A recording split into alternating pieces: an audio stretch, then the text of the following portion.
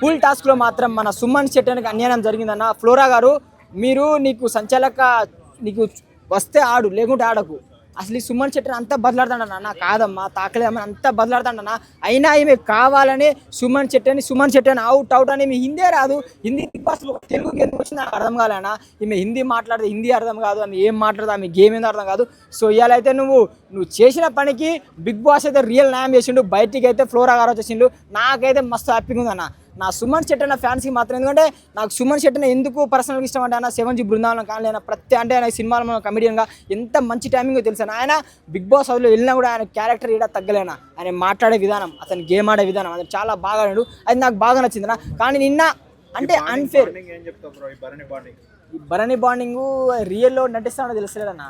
మొన్న దివ్యని పట్టుకున్నాడు, మళ్ళా డాటర్ అంటాడు, మళ్ళీ బిడ్డ అంటాడు, అంతా తిప్పి తిప్పి తిప్పి కొడతాడన్న. అసలు ఈ భరణి అన్న నువ్వు మంచి గేమరే అన్న, మంచి గేమ్ మ్యానే, మంచి ప్లే బాయ్ మన భరణి అనుకోవచ్చు. అండ్ ఇంకోటి చెప్పాలంటే